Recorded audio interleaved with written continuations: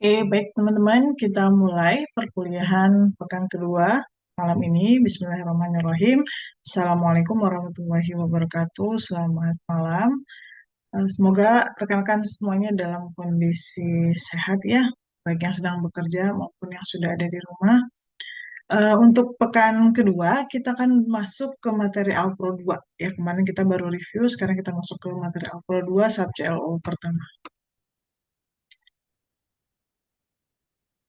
Nah, kita akan belajar tentang bagaimana melakukan proses pemrograman yang modular. Apa sih pemrograman modular? Kenapa kita perlu pelajari itu? Simpelnya, teman-teman nanti pasti bikin program dengan jumlah baris yang sangat banyak ya. Kemudian banyak sekali proses yang terlibat di dalamnya. Jika kita coding masih dengan konsep semua proses berada di dalam satu sintak ya, jadi saling terkait satu sama lain, semakin besar tentu akan makin susah untuk bisa memantau. Jika ada error, oh ini errornya karena proses yang mana. Jika ada perubahan proses, maka harus diganti yang mana. Sehingga tidak mudah ya jika kita ngoding tapi nggak pakai sistem modularity. Apa sih ini maksudnya modularity? Teman-teman masih ingat isi modul praktikum atau isi modul-modul pelatihan? Pasti terdiri dari beberapa bab ya, dipisah-pisah. Secara sederhana, pemrograman modularity itu nanti kita mencoba untuk memisahkan proses-proses, terutama proses-proses yang berulang. Proses-proses yang akan kita panggil terus nih di codingan kita menjadi sebuah modul, sehingga nanti ketika membutuhkan modul tersebut, kita tinggal memanggil. Ya, jadi bukan mengcopy paste sintak berkali-kali. Kemudian, eh, ini ya, yang 3 item tadi udah saya jelaskan, agar mudah dibaca ya. Karena kalau kita coding tanpa konsep modularity itu tidak ada bedanya antara baris sekian dengan sekian. Kita tidak tahu baris kapan eh, proses misalkan login itu ada di baris berapa sampai baris berapa. Sehingga lumayan susah ya untuk menelusuri masalah nanti. Nah, contohnya seperti ini. Atau mungkin kalau teman-teman yang sudah pernah ngoding itu kita sebut dengan function prosedur, atau kalau di bahasa pemrograman mungkin ada beberapa yang mendefinisikan sebagai modul ya. Ada juga yang package ya, depend on. Nah, contohnya nih, ini contoh kondisi codingan kita yang menggunakan konsep non-modularity. Jadi tidak menggunakan modularity. Terdapat sekian baris program yang kita buat, dan kita lihat di sini terdapat proses yang berulang. Nah, ini ya. Prosesnya apa saja? Prosesnya warna kuning. Pertama, I'm hungry, kemudian get a plate, grab any food, dan eat the food. Ini proses yang akan berulang, yang akan kita panggil, ya, kita akan gunakan kembali. Setelah melakukan eat the food, ternyata ada aktivitas lain yaitu doing this, doing that, doing this again. Terus di baris 10 ternyata mau melakukan proses yang sama ya di tahapan yang sama dengan yang atas. I'm hungry, setelah I'm hungry itu get the plate sama ya. Tuh. Habis get the plate, grab any food sama juga, dan habis grab any food, eat the food sama juga. Setelah itu doing this again. Nah, beda ya. Artinya yang berulang yang warna kuning saja. Setelah itu, setelah proses doing this again, ternyata ada lagi. Lalu doing homework, doing laundry, terus ada lagi proses. Proses yang kuning ini secara baris sama persis. Ya. Nah, pertanyaannya, jika ingin mengefektifkan ini, bisa nggak sih pakai looping? Nah, seperti biasa, sebutkan nama. Menurut teman-teman, bisa nggak ini, codingan ini kita bikin jadi looping? Kan looping itu yang berulang ya. Boleh nggak pakai looping? Bisa Bu, pakai while loop. Actionnya yang mana, Mas?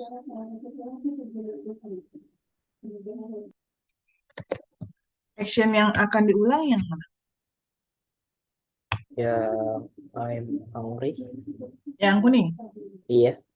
Nah, kalau I'm hungry, get a plate, grab any food, eat the food itu diulang, berarti nanti sintaknya warna kuning ini berulang-ulang. Jadi ini nggak akan keluar, ini nggak keluar, ini nggak keluar, ini nggak keluar, ini nggak keluar, nggak keluar. Nah, gimana tuh? Kalau kita bikin loop kan, loop, di sini actionnya misalkan X, Y. Yang diulang-ulang ya X, Y, X, Y, X, Y, X, Y, X, Y. Tidak ada tambahan sintak yang berbeda-beda. Kalau ini kan kuning, beda, beda, beda, kuning, beda lagi cuma satu baris, dan seterusnya. Kira-kira bisa loop nggak nih?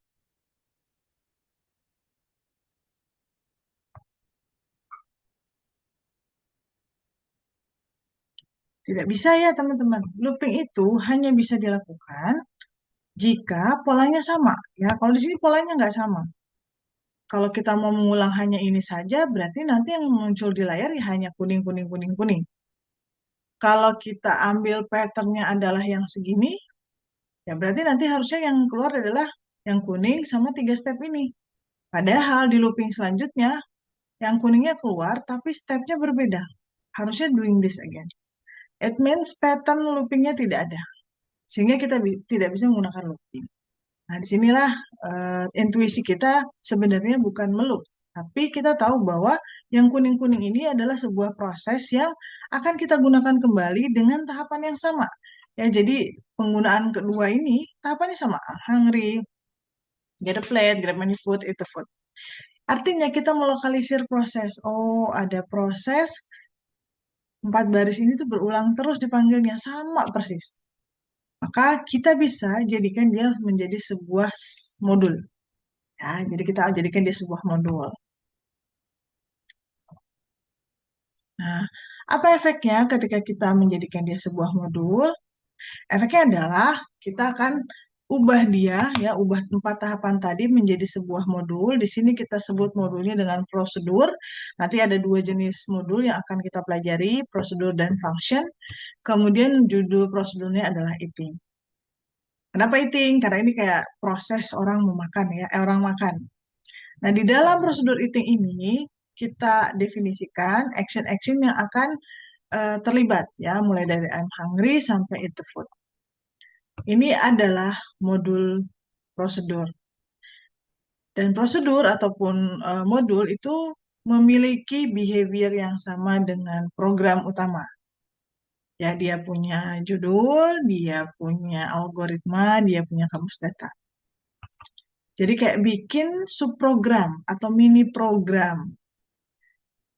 Kemudian setelah kita membuat modul ini, maka di main program, yaitu program kegiatan yang awalnya tadi ada puluhan baris, sekarang bisa lebih sederhana. Ya, jadi ketika di baris ke-11, karena tahapan pertama tadi adalah I'm hungry, get a plate, grab any food, eat the food, maka kita tidak perlu menuliskan sintak itu, kita cukup memanggil prosedurnya. Nama prosedurnya adalah eating, jadi kita panggil eating, kurung buka kurung tutup.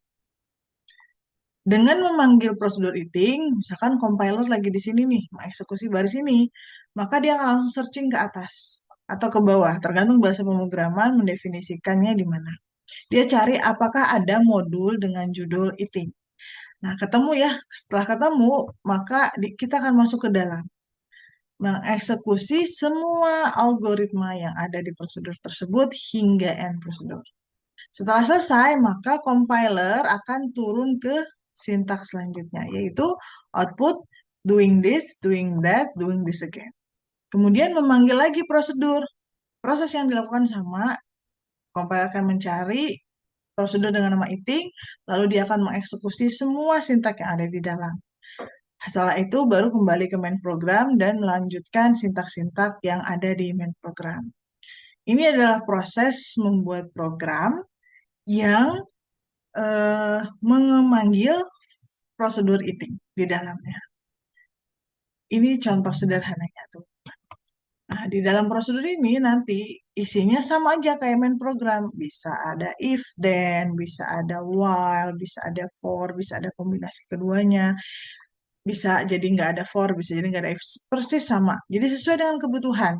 Fungsi ini misalkan prosedur menghitung dua buah bilangan, ya berarti proses di dalamnya adalah bagaimana menjumlahkan dua buah bilangan. Oh, ini ada function untuk menentukan sebuah bilangan itu bilangan prima atau bukan. Berarti di dalamnya akan ada proses looping, mengecek apakah sebuah bilangan itu bilangan prima atau bukan. Jadi sangat menyesuaikan dengan proses apa yang diwakilkan oleh modul tersebut. Jika teman-teman ada yang mau tanya, boleh banget ya, langsung open mic aja.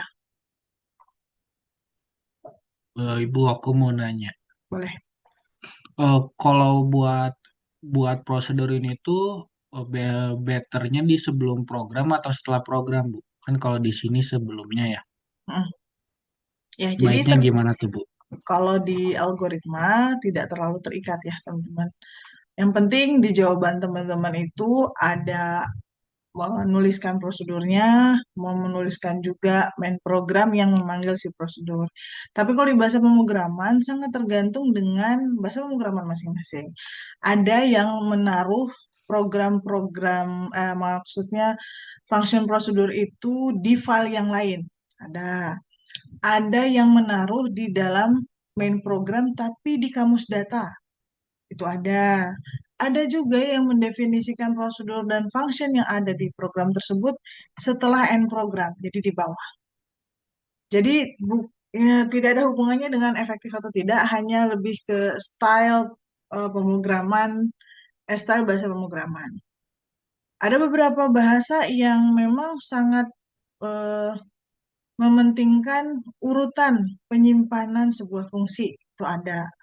Ada juga yang cuek aja, contohnya di C++ tuh nggak terlalu penting urutan function. Misalkan ada 5 function, itu urutan naruhnya seperti apa tuh berefek gitu ya. Itu contohnya di Pascal dulu, itu sangat berefek gitu. Ya, jadi kalau untuk algoritma bebas, yang penting ditulis. Ya semoga menjawab ya. Mas Fadli bukan sih yang tanya? Bu, makasih Bu jawabannya. Mas sama. Oke, kita lanjut. Nah, yang akan kita pelajari teman-teman ada dua, fungsi dan prosedur. Ciri utamanya, yang hari ini kita akan belajar function. Ciri utama dari sebuah function adalah wajib ada keyword return. Kalau di algoritma bisa pakai return, bisa juga panah keluar. Ya, bebas. Tapi rata-rata mayoritas bahasa pemrograman itu menggunakan return, ada juga yang menggunakan sintak variabel gitu ya, tergantung. Nah, bagaimana cara membedakannya? Nah, sebelum masuk ke sana, kita harus pahami dulu. Jika ingin membuat sebuah modul ya, jika kita punya proses panjang besar, kemudian kita udah paham bahwa kita harus menentukan modul-modulnya apa saja nih yang terlibat. Artinya dari proses yang begitu panjang, tahapan yang begitu panjang, kita menentukan mana ya ini modul pertama, oh ini modul ini, oh ini bagian proses ini berarti jadi satu modul, oh bagian itu jadi satu modul dan seterusnya.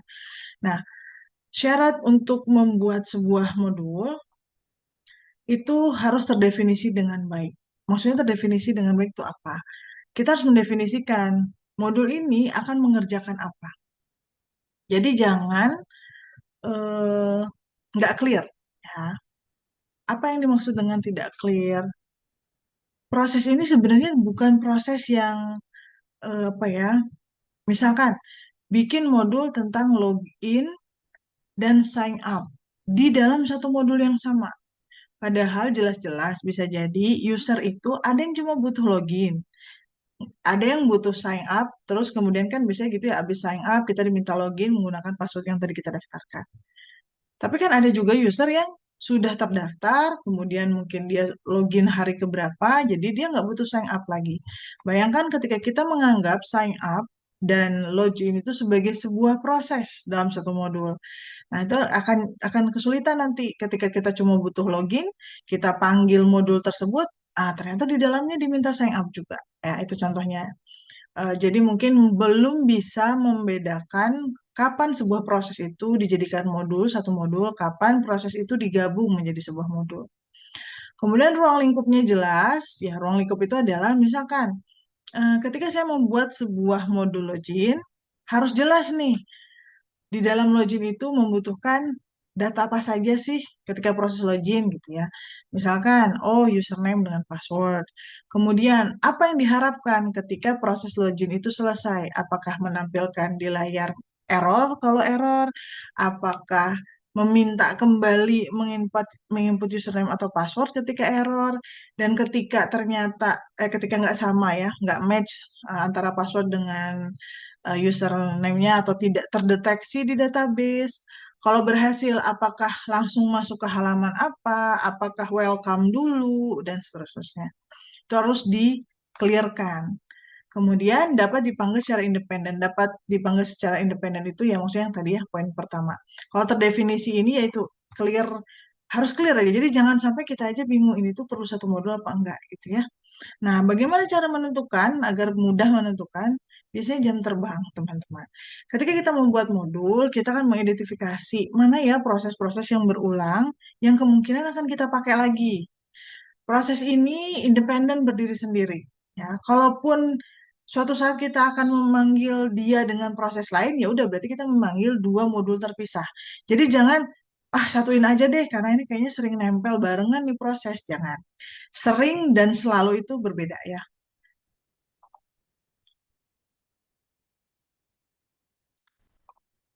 Oke, selanjutnya kita masuk ke ini. Nanti saya akan jelaskan lebih detail tentang bedanya function prosedur karena sekarang belum merasakan function teh apa ya. Jadi kalau saya jelasin sekarang maksud nomor satu juga mungkin khawatirnya teman-teman nggak paham. Nah, saya langsung masuk ke fungsi. Nah, mendengar kata fungsi, teman-teman sudah pernah belajar math ya, matematika. Secara umum, fungsi itu seperti ini. Tapi kalau ini di matematika. Nah, misalkan saya punya sebuah fungsi namanya f, ini namanya, kemudian fungsi itu memiliki parameter x. Dan isi algoritmanya, kalau dalam bahasa pemrograman itu adalah 2 dikali x dipangkatkan 2 ya, x kuadrat dipangkatkan dulu, baru dikali 2 ditambah x dan ditambah 3. Ini adalah fungsi terhadap x. Jadi ini parameternya, ini input data-data yang akan diolah di x. Nah, misalkan fungsi ini saya panggil ya, lalu saya berikan value x-nya adalah 5. Apa yang terjadi? Maka fungsi ini akan mengeksekusi algoritma yang ada di dalam dirinya, yaitu 2x kuadrat tambah x tambah 3. Karena x-nya 5, maka 5 kuadrat 25 dikali 2, 50, ditambah 5, 5 tadi berapa? 25, 50 ya.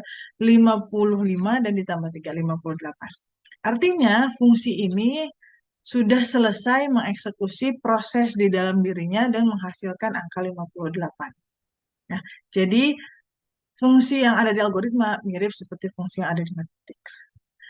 Nah, kalau secara matematik, bahasa fungsi itu artinya adalah pemetaan suatu domain ke rank berdomain tertentu. Ini ya pemetaan si X ke domain tertentu. Sedangkan secara algoritma, yaitu sama. Kita akan menerima sebuah value yang ada di parameter, contohnya ini X, dan akan menghasilkan suatu nilai sesuai dengan domain yang didefinisikan. Ya, ini domainnya. Nah, bedanya di algoritma itu, ini bisa kosong. Ya, contohnya tadi ya prosedur eating itu tuh kosong, nggak ada parameternya. Nah, kenapa prosedur eating tidak ada parameternya? Di sini ada parameternya X. Karena prosedur eating itu tidak memerlukan pemetaan data. Dia hanya print, print, print, print. Dia nggak butuh memproses data-data, sehingga dia tidak memiliki parameter. Nah, kalau di fungsi matematika kan nggak bisa ya. Harus ada ininya, harus ada parameternya. Kemudian karakter fungsi adalah selalu menghasilkan atau mengembalikan nilai. Biasanya dia memproses sesuatu dan akan memberikan nilai hasil dari yang dia proses. Kalau tadi yang prosedur eating itu dia tidak memberikan nilai. Dia hanya melakukan proses penampilan string ke layar. Ya, makanya cocoknya prosedur. Sedangkan kalau fungsi itu ya ini, dia pasti memiliki parameter variabel di parameternya, dan karena dia punya variabel parameternya maka seharusnya dia menghasilkan sebuah nilai. Nih saya kasih penekanan ya, sebuah nilai. dia hanya bisa memberikan kita bisa memproses yang menghasilkan satu buah data saja. Walaupun di dunia nyatanya bahasa pemrograman yang lain yang menggunakan konsep fungsi juga bisa mengeluarkan lebih dari satu value, ya.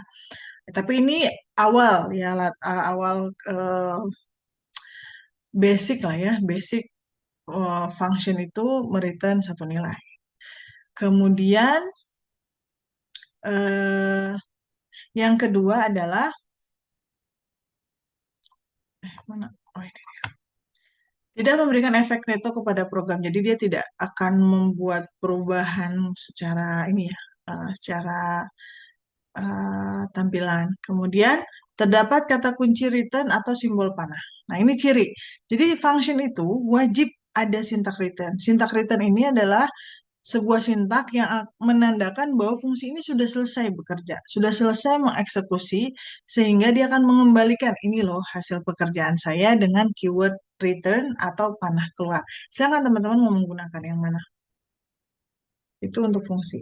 Nah, ini ya, fungsinya.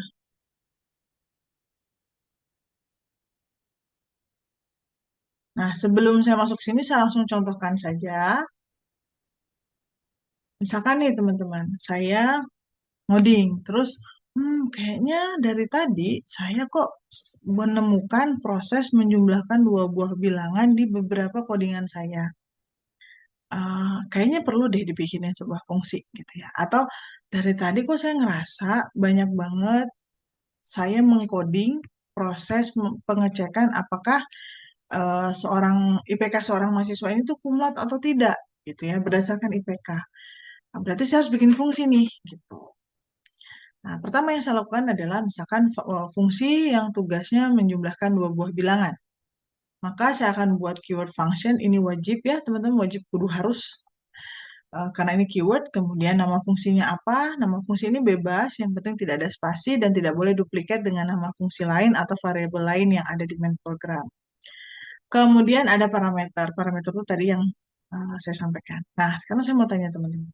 Misalkan saya ingin membuat function menjumlahkan dua buah bilangan.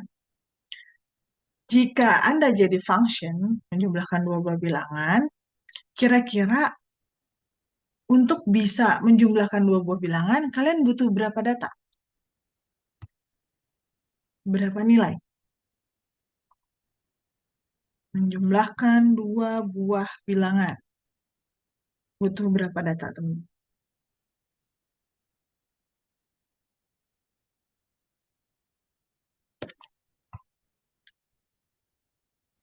Dua, Bu.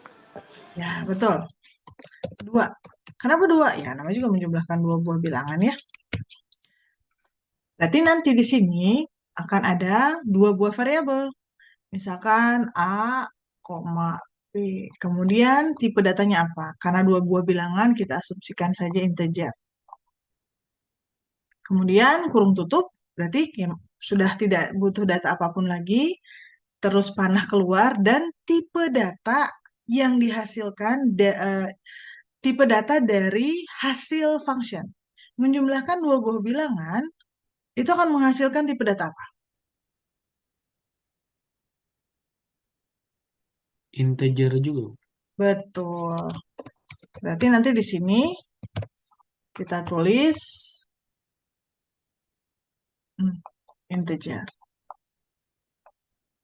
Nah, ini adalah header atau judul dari sebuah fungsi. Nah, kalau di notasi golangnya, tinggal ini ya, di translate aja func, terus kemudian nama fungsinya apa, kemudian parameter, deklarasi parameter pada golang ya. Kemudian tipe datanya ditaruh di sini, baru kurung kurawal buka dan kurung kurawal tutup sebagai end dari function tersebut. Di dalamnya sama ada deklarasi variabel, kamus data, ada algoritma. Jangan lupa di function itu tadi cirinya apa? Wajib ada syntax return. Jadi ini akan ada syntax return dan ini adalah variabel yang akan dia return. Isi variabelnya ya. Jadi misalkan dia udah ngitung penjumlahan dua buah bilangan, kemudian hasilnya ditaruh di variabel misalkan jumlah, maka yang dia return adalah variabel jumlah. Ini untuk proses menulis sebuah fungsi. Ada yang tanyakan? Cukup clear? Oke, jika tidak ada yang tanyakan, saya balik ke slide sebelumnya. Nah, bagaimana sih cara menulis sebuah judul fungsi? Yang pertama adalah merepresentasikan tugas dari fungsi. Nah, ini hati-hati teman-teman. Bagi yang suka banget bikin variabel A, B, C, D, X1, X2, Z, karena males gitu ya, saat buat fungsi jangan seperti itu. Kenapa? Karena bisa jadi nih hari ini teman-teman membuat 5 buah fungsi. Minggu depan buka lagi, udah lupa fungsi ini fungsinya apa ya? Karena kita memberi nama dengan fungsi ABC, fungsi coba, fungsi apa gitu ya. Jika memang fungsi ini semisal mengecek apakah sebuah bilangan ini adalah bilangan prima atau tidak, maka judulnya minimal ada kata-kata prima gitu ya. Misalnya cek prima gitu ya. Biar ketika teman-teman nanti memanggil, nggak bingung ya. Ini ada sintak di baris 20 juta memanggil fungsi X, Y, Z. Bingung kan? Nah, ini fungsi apa ya gitu. Dengan menuliskan nama fungsi yang representatif itu mempermudah teman-teman dalam membaca. Ingat, kita ngoding bukan untuk compiler, bukan untuk komputer. Kita ngoding dengan deskripsi yang jelas sebenarnya untuk mempermudah kita membaca kembali apa yang kita tulis. Gitu ya. Yang kedua, penamaan fungsi sebaiknya menggunakan kata benda atau kata sifat. Contohnya, median, function median, artinya dia akan menghitung median. Function rata, berarti dia akan menghitung rata-rata. Kemudian setelah judul ya tadi ya, setelah judul function, karena function ini sama dengan program, cuma versi mini, dia juga punya kamus data, teman. Nah, kamus datanya untuk apa kalau di dalam fungsi? Nah, kamus datanya ini berisi deklarasi variabel yang dia butuhkan untuk mengeksekusi proses yang diwakilkan oleh dia. Tidak semua fungsi ada kamus data. Kalau emang dia nggak butuh, ya nggak perlu. Gitu ya. Kemudian, ya cuma kalau digolang hati-hati ya. Kalau digolang kan kalau ada variabel yang tidak terpakai, dia akan notice ya. Kemudian, proses deklarasi di kamus data itu dia akan melakukan alokasi memori hanya ketika fungsi ini dipanggil oleh main program. Kayak tadi ya, main program memanggil function eating. Ketika function eating tidak dipanggil, walaupun dia sudah ada di dalam kode kita, main program sudah dikompil, di run, tapi kalau compiler tidak pernah bertemu dengan pemanggilan si fungsi, maka variabel-variabel yang ada di fungsi tersebut belum dialokasikan. Kemudian, ketika selesai dipanggil, langsung didealokasi. Variabel-variabel tadi ya, misalkan di function itu ada 5 variabel baru yang dia gunakan untuk bekerja. Maka setelah dia selesai bekerja, maka langsung dialokasi. Gitu ya. Ini salah satu kenikmatan menggunakan modularity adalah kita lebih hemat dari segi memori. Ya walaupun sekarang sih kayaknya udah nggak terlalu signifikan ya, sudah apa keren-keren lah ya komputernya. Kemudian sifatnya lokal. Maksudnya apa? Variabel-variabel yang dideklarasikan di fungsi itu hanya dikenali di fungsi itu sendiri. Jadi misalkan ada fungsi A dan fungsi B. Fungsi A itu memiliki variabel jumlah. Fungsi B memiliki variabel jumlah juga. Apakah jadinya error karena duplikat? Enggak, teman-teman. Jumlah pada fungsi A hanya dikenali oleh fungsi A saja. Tidak dikenali oleh fungsi B, tidak dikenali oleh main program. Begitupun sebaliknya. Jadi enak, nggak pusing lagi mikirin. Jadi misalkan nih kalian punya 100 fungsi, dan 100 fungsi itu looping semua. Dan di dalam looping kan biasanya normal ya kita iterasi pakai I. Nah itu nggak masalah teman. Kita pakai I di semua fungsi untuk melakukan iterasi. Itu nikmatnya kalau kita menggunakan modularity. Kemudian yang ketiga adalah badan algoritma ya, blok algoritma. Sama aja seperti program pada umumnya. Dia bisa ada percabangan, dia bisa ada looping, ya, tergantung dengan apa yang harus dia kerjakan. Tambahan, harus selalu ada return.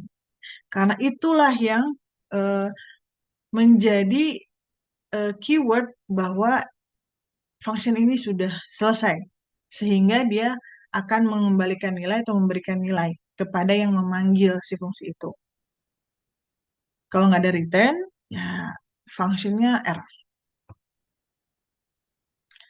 dalam sebuah fungsi itu boleh ada lebih dari satu return ya, teman-teman. Contohnya nih, mau mengecek apakah sebuah bilangan ini tuh ganji lebih besar dari 10 atau enggak.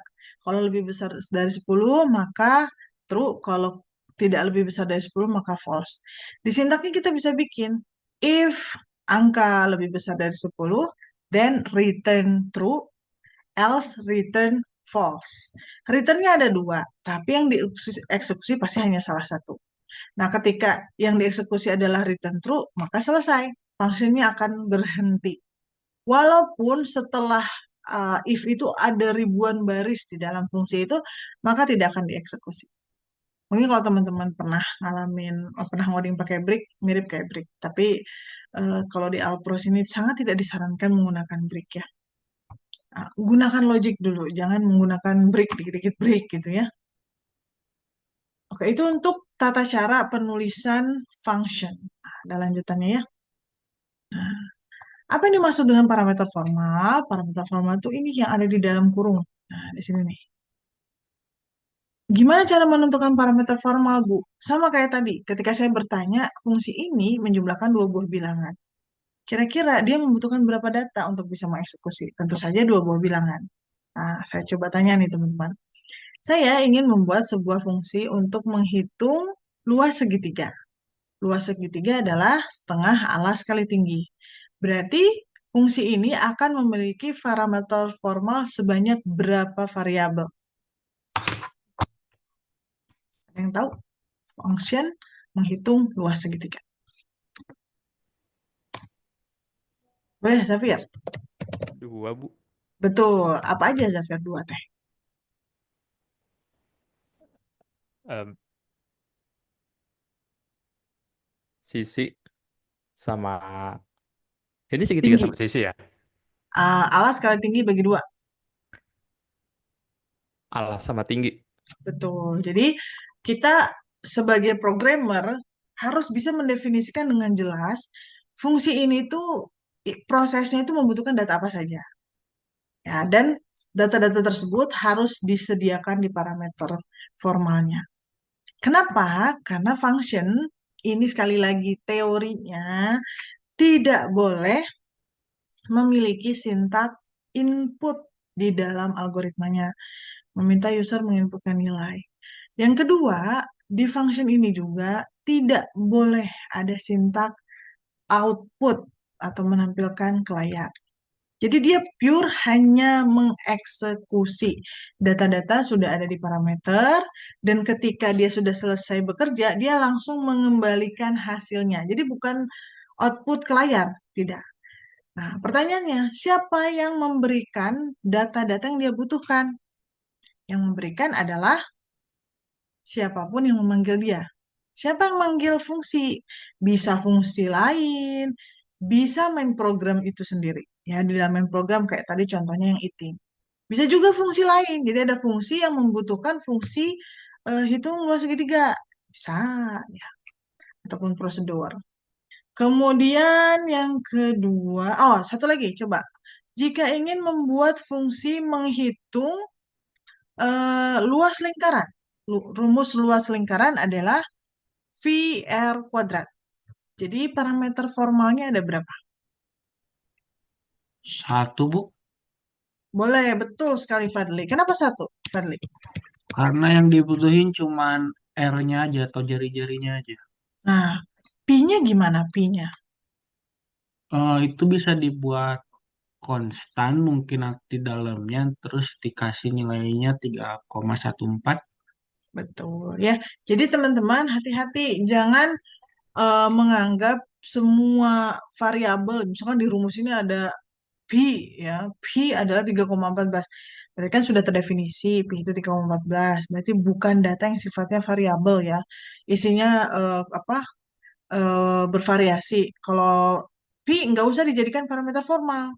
Jadikan dia variabel konstan di dalam function, atau jika memang pi digunakan berkali-kali di banyak fungsi, maka taruh saja dia di kamus data program utama. Nah, jadi ini bedanya teman-teman. Semua variabel yang ada di kamus function dan yang ada di parameter itu hanya bisa diakses oleh fungsi itu sendiri. Tapi semua variabel yang ada di main program itu bisa diakses oleh function manapun. Di main program itu kita sebut dengan variabel global, sedangkan kalau variabel yang ada di dalam fungsi itu kita sebut dengan variabel lokal. Itu ya. Jadi kalau kita, kayaknya P ini akan dipakai nggak cuma di fungsi ini deh. Ada beberapa function yang butuh. Maka taruh di variabel global.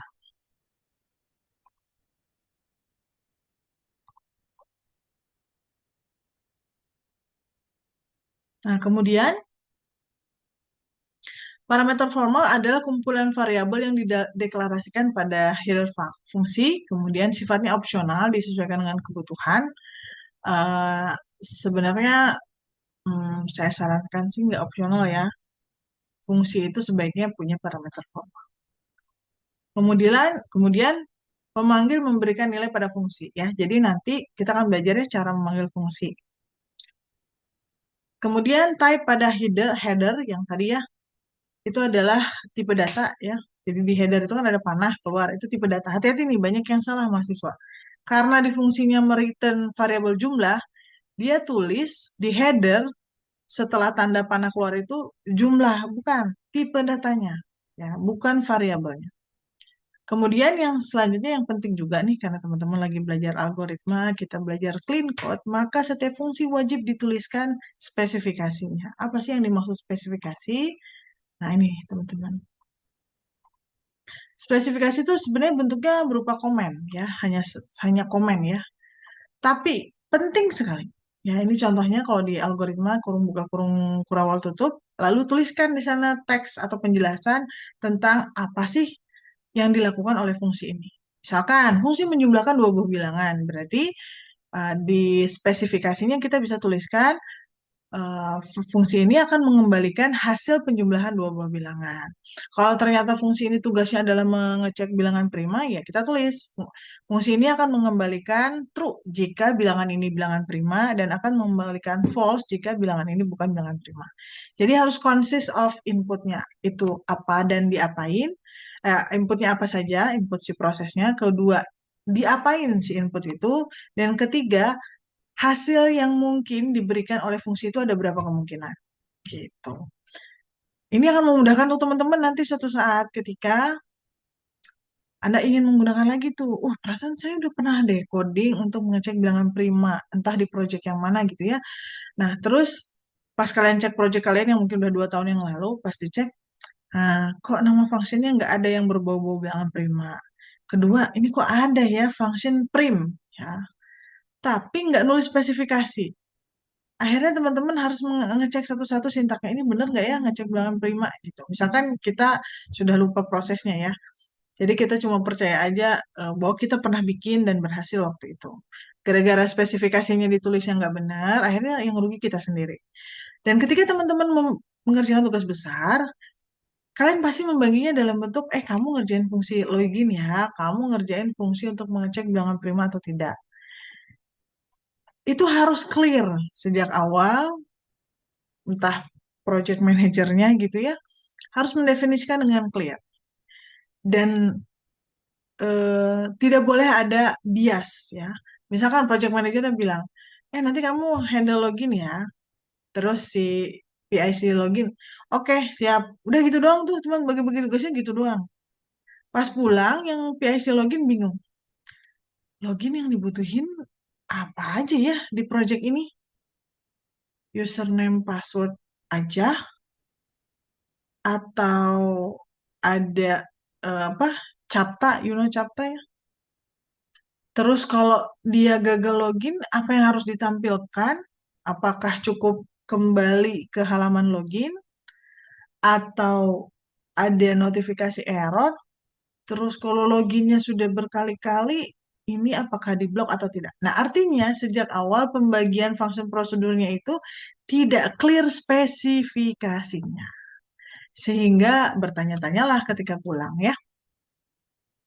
Itu untuk ini aja, untuk insight kenapa spesifikasi itu penting. Dan saya yakin teman-teman kalian ketika nyari minta bantuan Google, misalnya ngoding ya, terus aduh ini nggak bingung nih, cara ngoding menentukan bilangan prima seperti apa gitu. Pasti kalian googling, dan ketika googling itu kan yang ngasih hasil, yang ngasih codingan nggak cuma satu ya, banyak. Kalian pasti akan mencari kode program yang amat sangat bagus dokumentasinya. Ada keterangan, bahkan per baris itu dijelasin, oh ini baris proses apa itu ya. Nah, jadilah programmer yang ngebuat minimal diri Anda sendiri ketika baca codingan Anda 2 minggu kemudian itu masih ingat, oh ini tuh proses ini dan itu. Gitu ya. Apalagi nanti kalau tugas akhir. Tugas akhir itu kadang jedanya lama, sampai ada yang nambah semester udah lupa kemarin dia ngoding apa aja. Ya hati-hati. Jangan sampai buang-buang waktu hanya karena kita tidak berusaha menerapkan clean code. Sekali lagi, kita coding bukan untuk komputer. Ya. Spesifikasi ini tidak berefek kepada input, output, atau apapun yang ada di fungsi. Ya. Karena dia cuma komentar doang.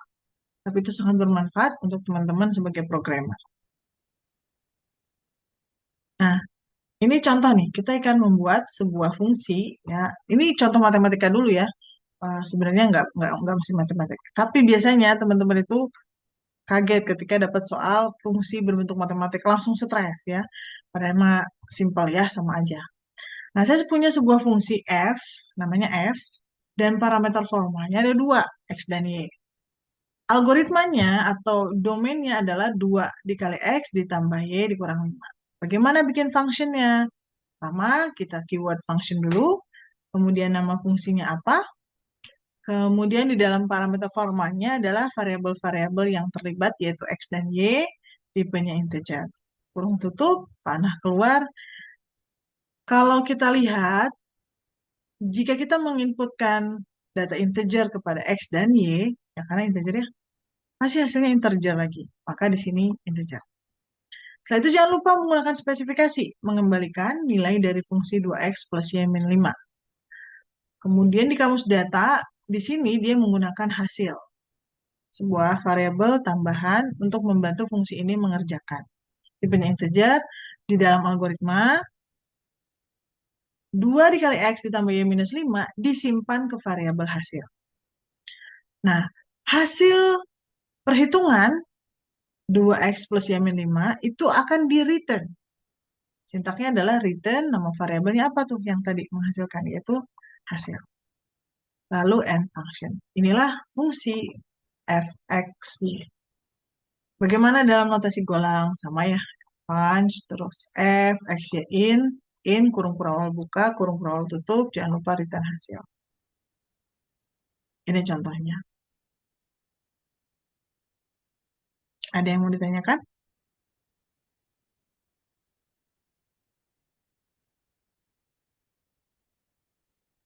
Saya, Bu, Boleh. buat apa namanya algoritmanya. Kalau Hmm. misalnya hasilnya lebih dari 2 itu pakai tutup kurung juga ya. Kalau apa, Mas? Maaf. Buat hasil dari fungsinya kan kita harus nulis tipe datanya. Hmm. Nah, buat lebih dari 1 tuh harus pakai tanda kurung, nih. Nah, realnya di bahasa pemrograman itu boleh mereturn lebih dari satu value. Ya, banyak yang kayak gitu ya. Eh, tapi secara ini ya, secara basic teori sebenarnya fungsi itu hanya boleh mereturn satu value. Karena kalau dia dua value, dia jadi nggak dependent, ya. Dia nggak independen maksudnya. Tapi sekali lagi, ini hanya teori. Karena yang mengembangkan bahasa pemrograman itu kan biasanya berusaha untuk menciptakan bahasa pemrograman yang fleksibel, nggak meribetkan si programmer. Makanya keluarlah tuh bahasa-bahasa pemrograman yang ketika mereka membuat function diperbolehkan untuk mereturn lebih dari dua value. Nah, gimana caranya? Kalau lebih dari dua value, tinggal dikasih koma aja. Ya, tergantung bahasa pemrograman. Nah, di MATLAB pakai koma,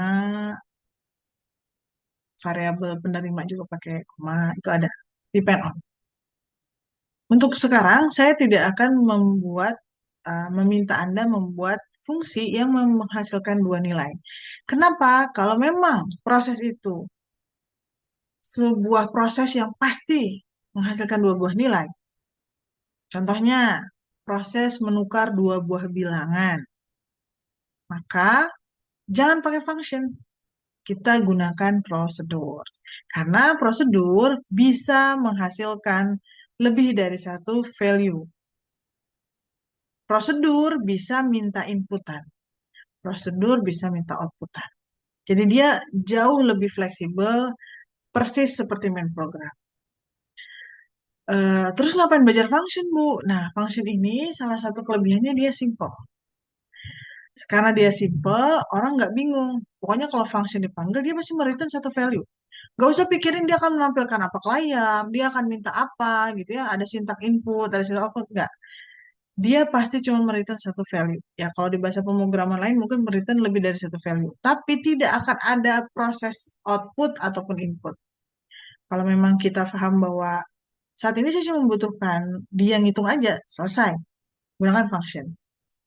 Masalah nanti dia ditampilkan ke layar pakai bunga-bunga, mau pakai ada logo apa, ya itu urusan main program atau urusan function lainnya atau urusan prosedur lainnya. Ya kalau menampilkan ke layar biasanya prosedur. Semoga menjawab ya, Mas Zafir.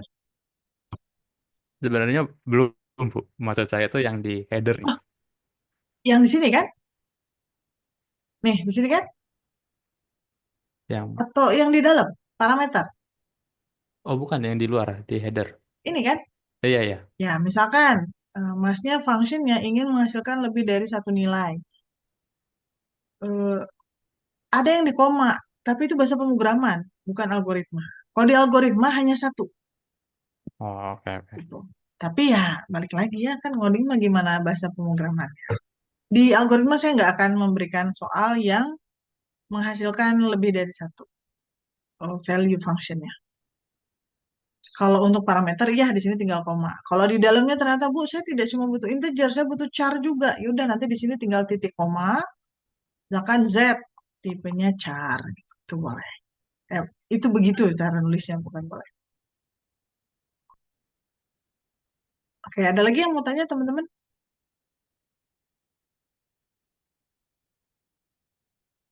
Oke, sekarang saya mau tanya. Misalkan ya, kita sampel. Nah, ada contoh nggak ya? Oh, saya ingin membuat sebuah fungsi untuk menjumlahkan dua buah bilangan. Apa sintaknya?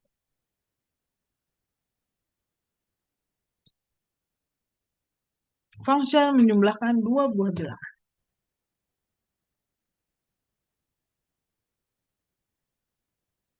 Function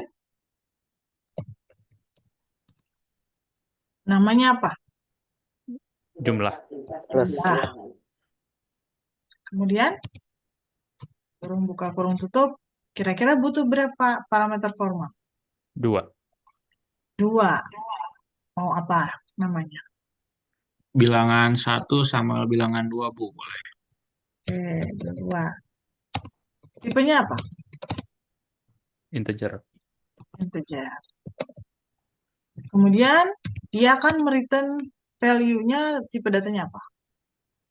Integer. Integer juga. Kemudian di dalam spesifikasi mengembalikan atau menghasilkan boleh hasil penjumlahan dua buah bilangan. Kalau di function yang sudah kompleks, ya, misalkan parameternya udah banyak banget, gitu ya, dia akan menjelaskan secara detail setiap variabel itu akan diapakan. Nah, itu contohnya. Tapi jarang sih sebuah fungsi itu sebaiknya memang sesederhana mungkin. Kalaupun dia terdiri dari beberapa proses, ya dipecah aja lagi menjadi fungsi-fungsi lainnya. Kamus data, algo. Nah, ada yang bisa ini isi apa yang saya harus tulis? Hasil, Bu, boleh. Boleh. Di Hasil. kamusnya. Hmm, Integer juga. ya. Di algonya, Hasil, terus tanda panah ke kiri, bilangan 1 ditambah bilangan 2. bil 1 ya. Iya, Kemudian sudah. di return hasilnya. Dan hasil and function. Nah, ini contoh membuat function penjumlahan dua buah bilangan. Ada yang lebih sederhana lagi. Ini saya ajarkan versi sederhananya. Kalau ini kan ditampung di variabel. Saya nggak ditampung variabel, saya langsung mereturn prosesnya. Nah, ini juga boleh. Nah, kayak gini boleh. Dengan catatan yang kita return, baris yang kita return adalah sebuah ekspresi mathematics atau perbandingan. Nah, itu boleh. Yang nggak boleh return if bla bla bla bla ya. Atau return for, return while, nggak boleh. Dia hanya berbentuk ekspresi mathematics aja atau perbandingan. Contohnya return bil 1 sama nggak sih dengan bil 2? Nah, misalkan perbandingan ya, apakah dua buah bilangan ini sama atau tidak. Fungsi ini mengecek apakah dua buah bilangan ini sama atau tidak. Berarti kan bolehan tuh. Kalau sama berarti true, kalau tidak sama berarti false. Nah, ini contohnya kita bisa langsung return. Gitu. Kalau yang mau nanya langsung aja ya, guys. Oke, kita lanjut. Sini ada beberapa contoh. Nah, kita baru belajar buat function. Padahal function itu kan akan bermanfaat ketika dia dipanggil. Nah, bagaimana cara memanggil fungsi? Ada 3. Pertama adalah kita panggil fungsinya, kemudian kita assign dia ke sebuah variabel. Sehingga value dari si fungsi itu akan di-save ke variabel. Contohnya saya memanggil fungsi f, dan saya memberikan value ke parameter formalnya adalah angka 5 dan 1. Maka hasil dari penghitungan 2x kuadrat bla bla bla tadi itu akan disimpan di variabel nilai. Nah, pemanggilan ini dilakukan di main program atau di fungsi lain. Bahkan dirinya sendiri bisa memanggil fungsi f ini bisa memanggil dirinya sendiri. Itu namanya rekursif yang akan kita pelajari di pekan keempat. Nah, apakah parameter pas dipanggil itu harus berbentuk angka ya 5,1 bisa berupa variabel ya, misalkan f isinya adalah misalkan z, u. Nah, yang penting z-nya udah terdefinisi. Z ini misalkan 7, U ini adalah 3, misalkan. Ini boleh. Atau Z ini adalah inputan user, yang U juga inputan user. Jadi nggak selalu harus berupa angka. Dan biasanya memang tidak langsung value-nya ya, yang kita kasih ke fungsi itu pasti bentuknya variabel. Kemudian yang kedua, bisa juga nih manggil fungsi, tapi tidak ditampung ke dalam variabel, langsung ditampilkan ke layar. Ya, contohnya ini, fungsi 2,4 ya value dari parameter ini parameter di sini ketika dia dipanggil itu kita sebutnya dengan parameter aktual ya, parameter saat ini value-nya apa, sedangkan kalau yang di header itu parameter formalnya. Nah, ini langsung dilampirkan ke layar, misalkan fungsi 2,4 ini akan menghasilkan angka 10, maka di layar langsung ada angka 10. Bisa juga kita proses, teman-teman ya. Contohnya nih, F5,1 dibandingkan dengan F2,4. Berarti hasil pemanggilan fungsi ini, misalkan hasilnya 7. Apakah sama dengan hasil dari fungsi 2,4? Fungsi 2,4 ini menghasilkan angka 8. Dibandingkan, 7 sama nggak dengan 8? Tidak, berarti akan menghasilkan value false. Itu juga boleh. Ya, contohnya adalah fungsinya dipanggil tapi langsung diproses. Itu boleh. Nah, saya mau tanya teman-teman, apa kelemahan dari fungsi yang kita langsung tampilkan ke layar tanpa kita tampung? Ada yang kebayang nggak? Apa ya kira-kira risk-nya, resikonya? Kemungkinan nggak ada nilainya, Bu. Kemungkinan nggak ada nilai itu maksudnya gimana? Kayak apa ya? Kayak undefined gitu. Oh, berarti kita tidak sempat untuk memeriksa ya, karena langsung dilempar aja ke layar gitu ya? Mm-mm. Ya, betul. Jadi, kelemahan dari sebuah function yang langsung ditampilkan ke layar adalah kita ngambil resikonya gede banget ya. Tapi kan bisa aja, Bu, pengecekan itu dilakukan sebelum memanggil fungsi. Jadi kita udah pastikan ketika fungsinya dipanggil itu pasti value-nya define. Ya pasti bisa bisa menghasilkan sebuah value. Berarti bisa kita akalin ya. Dan memang harusnya begitu ya. Kita tidak boleh memanggil sebuah fungsi dengan kondisi bahkan kita tidak yakin value yang kita berikan itu valid atau tidak. Karena jelas-jelas di fungsi itu tidak ada pengecekan, valid atau tidak. Kemudian kelemahan yang kedua adalah ternyata kita akan menggunakan kembali hasil dari fungsi tadi. Misalkan di baris ke 1000, oh tadi kita udah sempat ngitung ya fungsi 2,5. Ternyata di baris 1000 kita butuh hasil dari fungsi 2,5. Karena tidak kita simpan, akhirnya harus kita panggil lagi fungsinya. Ya, jadi fungsi itu harus dieksekusi kembali, padahal udah sempat dieksekusi. Nah, itu kondisi di mana eh, prosesnya jadi lebih lama. Ya, walaupun device kita kan udah keren ya teknologinya, jadi nggak kerasa tuh manggil ulang juga. Tapi untuk jaga-jaga, saran saya sih, jika memang fungsi itu menghasilkan value penting, disimpan. Ya, sebaiknya disimpan.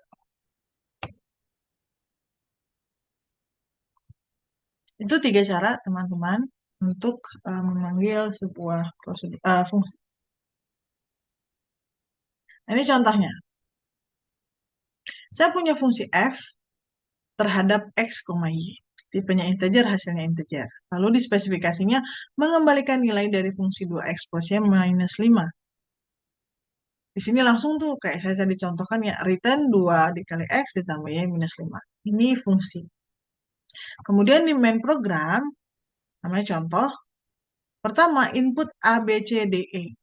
Ya, A, B, C, D, E adalah integer. Terus misalkan ya yang saya inputkan angka 1 untuk A, B2, C3, D4, dan E5. Ketika baris 13 dieksekusi, apa isi C? Ada yang tahu?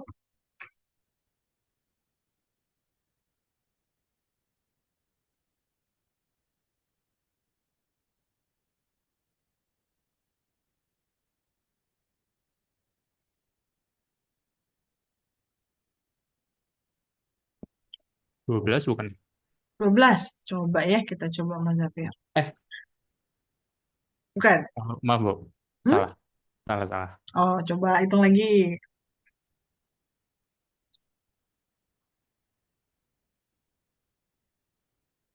Ada yang udah dapat jawabannya?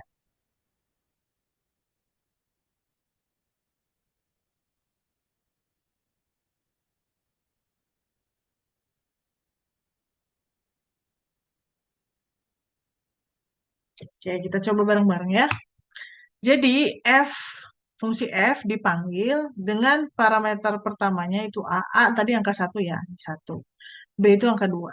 Nah, nanti ketika f A, B ini dipanggil, kompiler akan nyari nih. Mana ya? Oh, di sini ternyata function f itu. Maka yang A akan di-copy ke X, ya. Kita sistem copy, teman-teman. B akan di-copy ke variabel kedua. Jadi sesuai urutan pengkopiannya. Jadi urutan variabel 1 di-copy variabel 1, variabel kedua ke variabel kedua. A-nya 1, B-nya 2. Berarti di X ada 1, di Y ada 2. Lalu kita eksekusi. 2 dikali X, 2 dikali 1, 2. Ditambah Y, 2. 2 tambah 2, 4. 4 kurang 5, minus 1. Berarti yang ini jawabannya adalah minus 1. FD, E berapa teman-teman? Coba dihitung. 8. Berapa Mas? 8. 8. Coba kita hitung ya. 4 dan 5. Berarti di sini 4, di sini 5. 2 dikali 4, 8. 8 ditambah 5, 13. 13. Iya benar kan? 13 dikurang 5, 8. Ya, berarti ini 8. Kemudian kita eksekusi nih. Minus 1 ditambah 8. Berapa? 7. Ini benar ya, teman-teman? Walaupun salah ya, sudah lah ya. Kalau komputer nggak akan salah. 7. Berarti nanti di C sini sudah ada angka 7. Lalu di baris 14, nilai diassign dengan pemanggilan fungsi C, C. Pertanyaannya, berapa isi C? 7, Bu. Betul, C-nya udah bukan C yang awal, tapi C-nya sudah tertimpa dengan angka 7. Karena kita kan mengeksekusi baris program itu efek ya ke bawah. Berarti F, C, C ini adalah pemanggilan fungsi F dengan value 7 dan 7. 2 dikali 7, 14, ditambah 7, 21, dikurangi 5, 16. Berarti variabel nilai ini ada angka 16, lalu di-outputkan nilai yaitu 16. Berarti di layar sekarang ada angka 16. Nah, itu contoh ya pemanggilan penggunaan fungsi dalam sebuah main program. Hmm, yang harus diperhatikan teman-teman ketika memanggil sebuah fungsi, Pak, tipe data argumen yaitu parameter aktual harus mengacu pada parameter formal. Contoh nih, f a, b. Udah sama nih ya, sama-sama dua variabel. Yang kedua, harus integer. Dan AB juga integer. Berarti aman. Kemudian teman-teman, F A, B dengan F B, A ini hasilnya berbeda. Ya, kalau yang ini nanti A sama B yang di-copy, kalau ini B dan A itu sangat berbeda. Jadi hati-hati ketika memanggil, jangan sampai salah menaruh variabel aktual ya, parameter aktualnya. Terus tipe data juga hati-hati. Misalkan di sini ada dua jenis tipe data di parameternya. Yang satu Z tipenya char. Terus pas manggil kita menginputkan A itu char. Jadi char dipanggil menjadi variabel pertama. Sedangkan variabel pertama harusnya integer. Ini error. Nah, itu hati-hati. Jadi ketika memanggil fungsi, pastikan nama fungsinya sama. Suka typo tuh. Kedua, pastikan jumlah variabelnya sama ketika memanggil. Ketiga, jenis tipe datanya sesuai urutannya. Tuh ya. Itu biasanya banyak error di sana.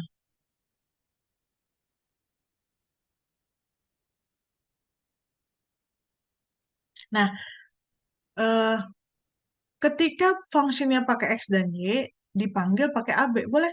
Boleh. Kalau sama boleh nggak, Bu? Boleh juga. Ingat, saya tadi sampaikan ya, semua variabel yang ada di kamus ini itu miliknya program. Ya, misalkan si function membuat juga nih variabel A ya di kamus datanya integer. A yang ada di fungsi F dengan A yang ada di program contoh itu hal yang berbeda.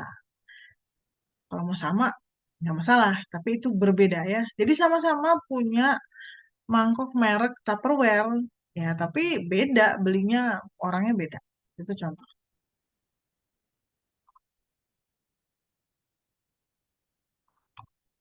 Nah, kita contoh soal nih. Buatlah sebuah program yang digunakan untuk menampilkan volume dari tabung. Volume dari tabung adalah, ada yang ingat? Luas alas kali tinggi. Luas alasnya adalah lingkaran. PR kuadrat dikali tinggi. Masukannya terdiri dari dua buah bilangan real yang menyatakan jari-jari alas dan tinggi tabung. Berarti ini tuh 7 jari-jari, 10 itu adalah tinggi dari tabung. Keluaran adalah sebuah bilangan real yang menyatakan volume dari tabung. Berarti ini volumenya. Catatan gunakan Pi dengan value 3,14. Yuk, dikte saya. Function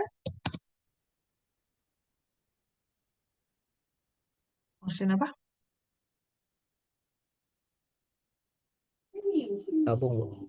Tabung. Ini apa ya? Vol ya, oke. Vol tab ya. Tabung bisa jadi ada ini ya, ada volume, ada luas permukaan, bisa panjang rusuk. Vol tabung, apa aja ya isi parameter formalnya? Tadi yang open mic siapa ya?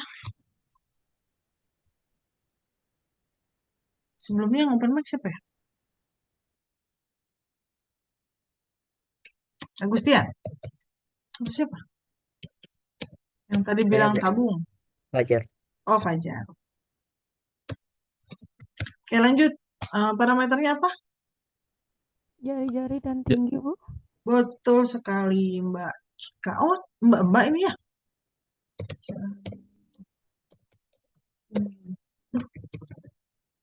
Jari, koma, tinggi. Saya singkat aja ya, males nulisnya. R sama P. Real. Return value-nya adalah? Real juga, Bu. Betul sekali. Ya.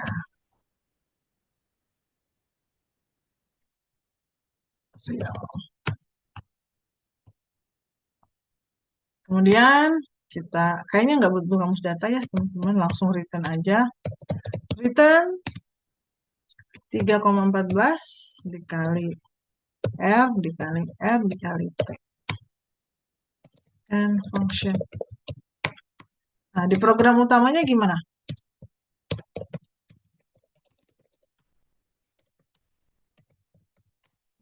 Apa yang kita lakukan? Buat variabelnya dulu, Bu. Variabel apa? Bilangan 1 sama bilangan 2. Nah, biasakan gunakan nama variabel yang merepresentasikan. Bil 1, bil 2 itu apa? Jari-jari dan tinggi. Oke, kita pakai ini Oh ya. ya. Punya real. Kalau saya nggak terbiasa loh teman-teman ngoding itu kamus data dulu. Jadi saya tuh ngoding dulu, baru nanti kamus data sesuai dengan apa yang saya coding. Apa biar nggak lebih-lebih ke biar nggak stres aja ini apa ya kamus datanya gitu. Padahal mah nanti juga boleh ya. Kalau ini masih sederhana, masih bisa terprediksi aman. Apa yang pertama kita lakukan di main program? Input jari koma tinggi. Input jari koma tinggi.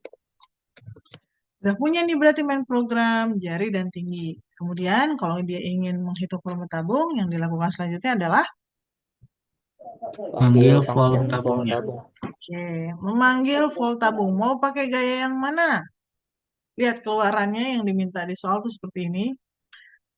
Apakah mau nyimpen ke variabel atau mau langsung outputkan ke layar? Output aja, Bu. Langsung output. Boleh. Output apa? Vol tabung jari koma tinggi. Oh iya, biasanya Dalam kurung. teman-teman ya, ini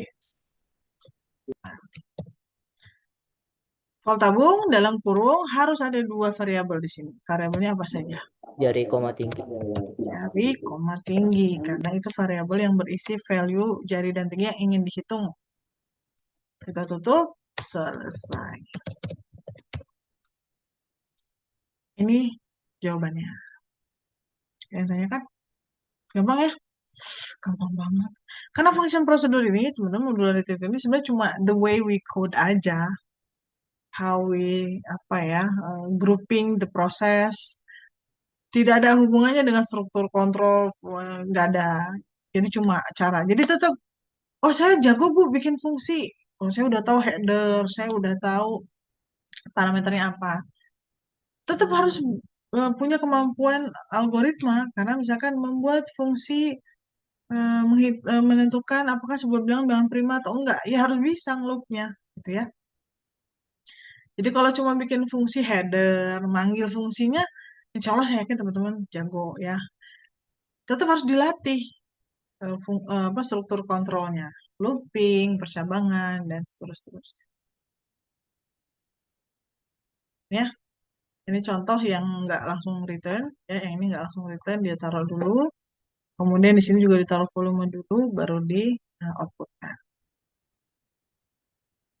Nah, yang kedua, inilah apa? Luas permukaan tabung.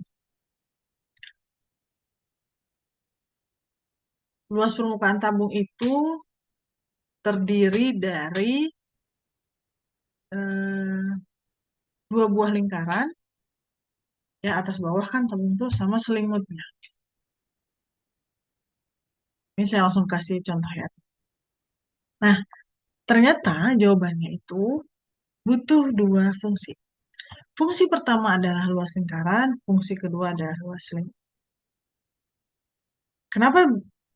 Kenapa bikin fungsinya itu, Bu? Karena kita paham bahwa kita akan menghitung luas lingkaran. Terus kita kali dua kali gitu ya. Berarti butuh fungsi luas lingkaran. Luas selimut prosesnya berbeda dengan menghitung luas lingkaran. Berarti dia akan menjadi fungsi yang berbeda. Bu, kenapa nggak langsung aja bikin fungsi luas permukaan?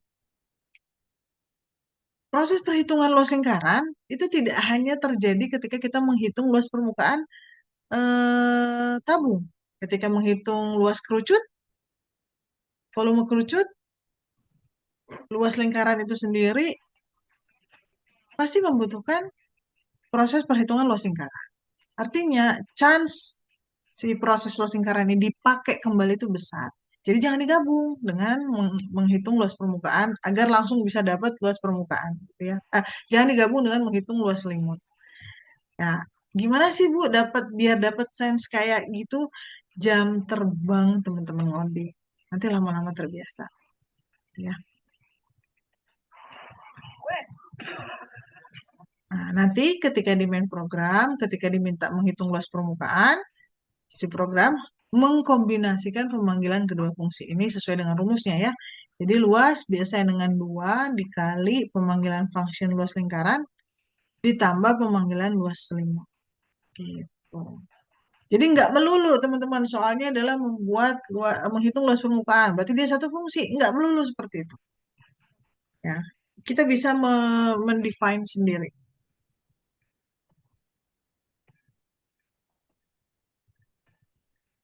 Nah, ini contoh yang lain untuk apa? Menghitung temperatur. Nah, intinya kita akan mengkonversi n baris, berarti ada beberapa data nilai Fahrenheit, beberapa data suhu dalam Celsius kemudian diubah menjadi Fahrenheit. Contohnya seperti ini. Berarti ini 3 data ya, karena inputan pertama adalah jumlah data, lalu dia akan ngeloop sebanyak 3 kali, dan setiap loop itu dia akan meminta user menginputkan nilai Celsius. Nilai Celsius yang pertama adalah 36. Ketika 36 diinputkan, di layar akan muncul hasil konversinya. 36 Celsius sama dengan 96,8 Fahrenheit. Dapat dari mana 96,8? Ini rumusnya. Kemudian di looping keduanya dia masukkan lagi sebuah value dan setelah itu dihitung dieksekusi keluarlah tampilan seperti ini. Looping ketiga keluarlah tampilan seperti ini. Selesai. Nah, saya langsung ke ini ya teman-teman jawaban karena udah ada nanti latihan soalnya yang nggak ada jawaban di halaman selanjutnya. Oh enggak deh, ini biar sekalian belajar looping ya. Yuk kita belajar looping.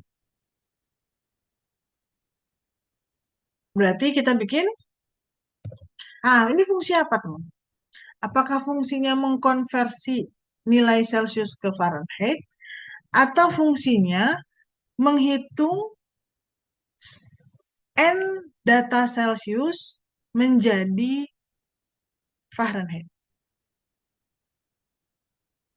Menurut teman-teman yang mana? Fungsinya ini hanya menghitung mengkonversi proses Celsius, angka Celsius dijadikan Fahrenheit, atau langsung aja Bu sekalian fungsinya itu melakukan konversi N data Celsius. Yang mana? Kalkulasiin N, baru konversi ke Fahrenheit. Enggak. Di dalam fungsi ini yang akan kita buat nih, yang belum ada namanya, logikanya kan pasti proses mengkonversi. Pertanyaannya adalah, apakah fungsi ini mengkonversi satu nilai atau N nilai di dalam badan fungsinya?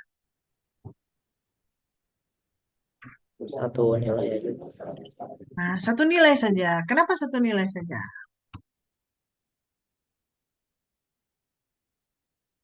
Soalnya kan ada N nilai. Ya, supaya bisa dipanggil lagi nanti. Berarti Di yang N nilai. bikin dia jadi N nilai siapa? Biar bisa mengecek N Celsius.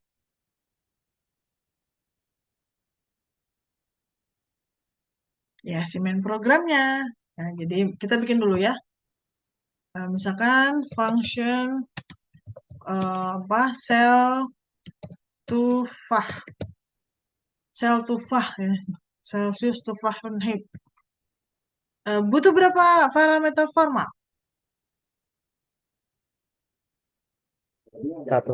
Satu ya, cuma si Celsiusnya doang. Misalkan C real, kemudian return value-nya ada real. Kita nggak butuh kamus data, kita langsung return aja. 9/5 dikali C ditambah 32. Kita kasih N function. Berarti di program utamanya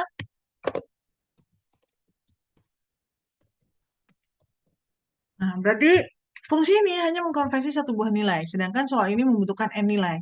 Berarti program utama langsung putar otak nih. Saat ini fungsi saya cuma mengkonversi satu nilai. Bagaimana biar dia bisa mengkonversi banyak nilai? Berarti saya looping pemanggilan fungsi ini. Ya, yang looping siapa? Main program. Nah, jadi pertama, seperti contoh kan harus diminta dulu berapa jumlah data yang akan diinputkan. Berarti di sini input n. Kemudian kita akan ngeloop. Nah, pertanyaannya ngeloopnya pakai apa nih?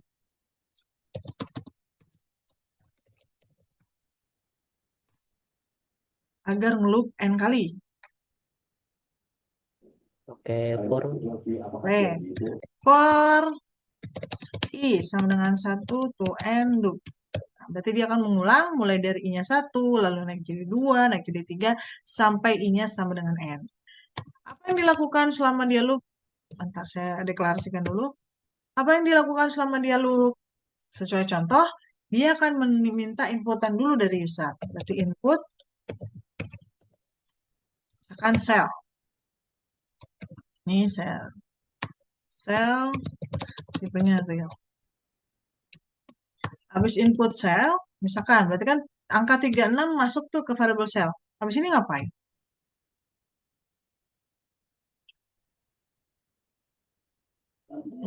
panggil function cell to for. Ah, pakai style yang mana? Apakah taruh variabel? Apakah Simpan di langsung variabel aja, Bu. betul? Karena apa? Nanti kita akan melakukan modifikasi tampilannya ya. Jadi tampilannya nggak langsung 96,8 ke layar, tapi harus ada kata-kata 36 Celcius sama dengan dolet gitu ya. Berarti harus simpan di variabel. Misalkan fah-nya gitu ya. Fah assign dengan nama fungsinya cell to fah. Lalu kita berikan inputan data Celsius yang akan kita convert ada di variable cell. Jadi ini fah. Setelah kita memanggil cell to fah dan memasukkan value-nya ke Fahrenheit, ke fah, apa yang kita lakukan?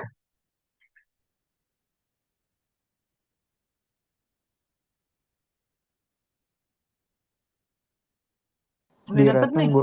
Tutup for looping. Hmm? Ngapain? Habis ini? Di return. Ini main program. Di main program tidak ada return.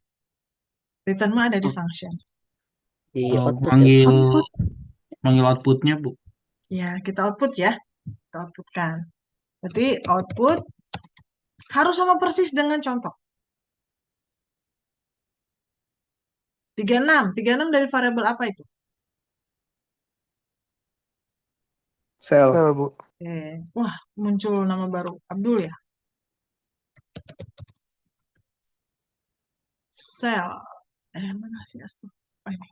Sel, koma. Kalau ingin menggabungkan variabel dengan string, kita pakai koma. Sel, terus jika. Oh, nggak jadi. Sekarang baru muncul kata 36 nih. Value 36 doang.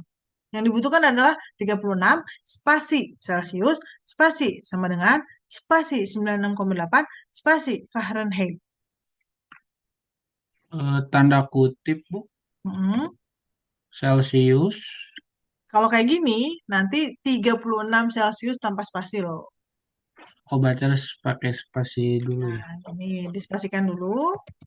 Celcius, kemudian spasi sama dengan, betul, gitu ya. Koma. Nah, variabel apa yang menyimpan hasil konversi Fahrenheit-nya? Fah. Fah, good. Setelah itu, koma, kutip, spasi, Fahrenheit. Gitu ya.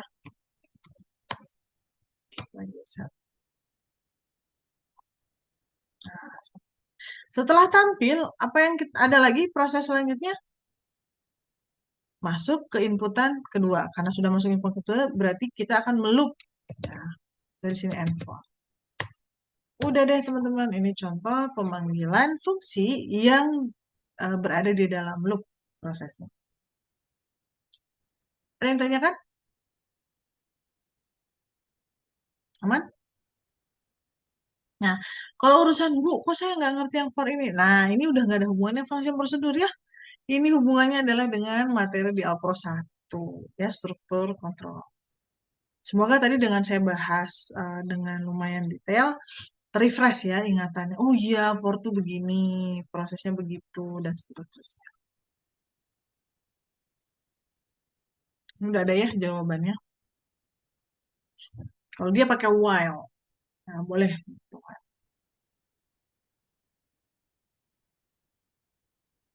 Oke, kita coba satu soal. Ini nggak ada kunci jawabannya. Dan soal ini ada di LMS yang Anda harus kerjakan. Kita sampel satu soal. Nanti teman-teman tinggal jawab di LMS ya. Buatlah sebuah program yang digunakan. Ingat, disuruh membuat program. Program itu artinya apa? Bukan hanya sekedar fungsi. Nanti teman-teman menemukan soal hanya buatlah sebuah fungsi. Nah, ya udah itu berarti buat fungsi aja, nggak usah dipanggil di program utama.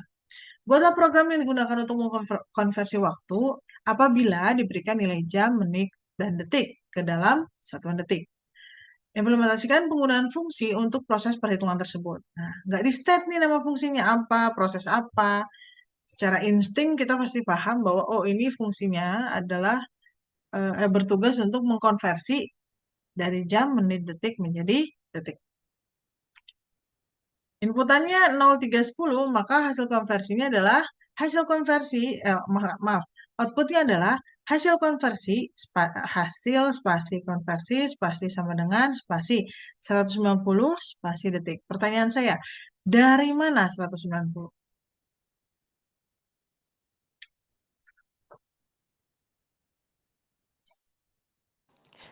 3 menit dikali 60 detik, Bu. Jadi 180 ditambah 10 detik. Oke, betul. Jadi, kalau secara lengkap prosesnya adalah jamnya dulu dikali 3.600 ditambah menit dikali 60 dan ditambah detik gitu ya. Bu, dari mana 3.600? Nah, ini adalah pelajaran SD ya. Berhubung berseliweran video di Instagram tentang adik-adik kita yang ketika ditanya sama gubernur Jawa Barat Jawa Barat saya ini, satu tahun berapa bulan? 12 bulan. Terus ditanya lagi, berarti kalau 2 tahun ada berapa bulan? Dia diam. Dia nggak bisa menghitung. Dan fenomena kemampuan berhitung dasar anak Indonesia memang semakin ke sini semakin mencemaskan. Saya nggak tahu alasannya apa, mungkin kurikulum, mungkin pola asuh, mungkin apa gitu ya. Tapi teman-teman percaya deh, saya menemukan beberapa mahasiswa tidak hafal perkalian, yang perkaliannya mudah ya. Contoh perkalian 5 itu kan bisa mudah ya. Kenapa ini bisa terjadi ya? Karena tidak dipakai ilmunya ya. Jadi apa-apa mungkin lagi ngerjain sesuatu langsung kalkulator gitu ya. Atau nanya orang. Makanya banyak soal Alpro itu adalah soal-soal common sense. Contoh, ada mahasiswa yang nggak bisa bedain ganjil dan genap. Itu ada, ya. Mungkin teman-teman kaget, ah masa sih ada? Orang kemarin aja ada video di Instagram, ya walaupun ada yang bilang, ah itu kayaknya konten doang. Kelihatan loh ya kalau yang beneran nggak bisa jawab sama emang gimmick gitu ya. Sebutkan huruf vokal. Dia bingung. Kenapa saya sadar itu tidak aneh ya? Karena pernah saya bikin soal program untuk menentukan berapa jumlah bilangan vokal. Ada mahasiswa yang nggak tahu bilangan vokal, huruf vokal. Huruf vokal itu apa saja? Ada yang nggak tahu. Jadi memang anak informatika memang tidak wajib mengetahui teori dari aplikasi yang dia buat. Contoh, teman-teman informatika diminta untuk membuat aplikasi kesehatan, misalkan untuk melakukan pendeteksian kanker darah. Ya, teman-teman nggak mesti tahu teoretically-nya seperti apa. Tugas teman-teman hanya mewawancarai ahli kanker darah dan memformulasikan ciri-ciri kanker darah berdasarkan narasumber atau berdasarkan uh, sumber teori atau textbook yang diberikan oleh si dokter tersebut, atau biasanya sudah di breakdown menjadi beberapa tahapan berdasarkan best practice si dokter. Tugas kita hanya mengkonversi itu. Oh, kata dokternya, kanker darah itu cirinya bentuknya tidak beraturan misalkan. Nah, kita convert tuh ke dalam bahasa, kalau di apa di bidang saya itu namanya computer vision ya. Kita ubah itu menjadi fitur-fitur bla bla bla. Nah, itu urusan kita. Tapi kita nggak mesti lulus kedokteran dulu untuk bisa membuat aplikasi kedokteran. Banyak TA-TA mahasiswa S1 informatika itu ada yang tentang kesehatan, ada yang tentang satelit, gambar satelit, ada yang tentang gambar macam-macam ya. Kalau saya di bidangnya image processing dan computer vision, yang saya olah adalah image dan video untuk menghasilkan informasi. Jadi nggak mesti menjadi ahlinya. Tapi kalau untuk urusan yang basic-basic, contoh bilangan prima, KPK, FEB, eh, bilangan ganjil, genap, kelipatan, eh, mengkonversi ini ya tadi, misalkan 1 jam tuh berapa detik ya, itu basic banget, teman. Itu sesuatu yang harusnya sudah menempel di kepala. Kalau ternyata lupa, ya wayah nak, sekarang saatnya untuk menggali kembali. Ya. Jangan sampai gini, kalian teh bisa mengerjakan fungsi, ya. Tapi karena di soal tidak dijelaskan dari mana 190 detik, akhirnya salah, gitu ya, isi algoritmanya salah. Makanya biasanya kalau soalnya saya itu, apalagi kayak tadi ya, rumus tabung. Mungkin banyak dari teman-teman yang nggak ingat, rumus tabung kayak apa, gitu ya. Padahal saya ingat banget dulu diajarin yang namanya volume itu, mayoritas rumusnya adalah luas alas kali tinggi. Udah, kerucut juga sama, dan seterusnya. Eh, karena saya yakin banyak yang lupa, biasanya di soal itu dikasih rumusnya adalah bla bla bla bla gitu. Alhamdulillahnya. Oke, berarti sekarang kita buat function. Function konversi detik misalkan. Berapa parameter formalnya? 3. Betul. Apa aja Mbak Cika? Jam, menit, detik. Oke, saya singkat ya. Jam, menit, detik. Integer. Return value-nya apa Mbak? Jam dikali Enggak, return-nya. Tipe datanya. integer. Integer. Jadi butuh kamus data kayaknya nggak perlu ya. Kita langsung algo aja. Di algonya apa ya? Variabel jam, menit, detik, integer, Jam atau JMD? JMD. Nah, udah nih, JMD-nya udah ada di sini. Nggak perlu kita jangan masukin lagi kamus data ya, jangan. Kan sudah ada di atas. Konversi jamnya Mhm. J dikali 3600 Oke, ditambah menit M M. dikali 60 Mhm. ditambah D. D. Nah, ini ditaruh kemana, Mbak? Diapain? Disimpan di variabel hasil. Hasil, boleh. Berarti di kamus datanya harus ada Variabel hasil ya, integer. integer. Boleh kalau mau pakai style yang ini. And fungsi. Terus kita bikin program utama. Sama ya, kayak tadi ya. KD, algo, input. Kita samakan juga boleh ya, karena dia terdetek sebagai variabel yang berbeda. Kemudian kita panggil hasil konversinya, function konversinya, misalkan kita taruh di hasil juga, boleh. Konversi detik dalam kurung J, M, D. Baru kita tampilkan output hasil konversi, spasi sama dengan spasi, koma, hasil. koma, spasi detik. Nah, salah komanya. Terus di kamus data, JMD hasil. Selesai deh teman-teman. Ini soal nomor 1. Ada yang mau tanyakan sebelum saya tutup perkuliahan? Di bagian function itu nggak di return kah? Oh iya, Pak. Makasih Mas. Return hasil. Oh iya, satu lagi dari tadi kita bikin fungsi itu nggak ada ininya loh. Kalian bikin aja ya sendiri gitu. Tetap harus bikin ya, teman-teman. Nanti kalau jawab soal, karena ini lagi dinilai di spesifikasinya.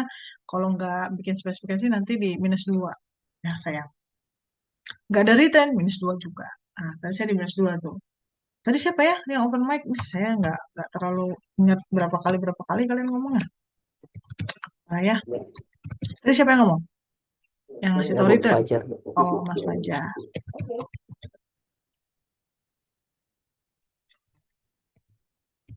Ini tuh ada 2 Fadli, ya Allah. Salah.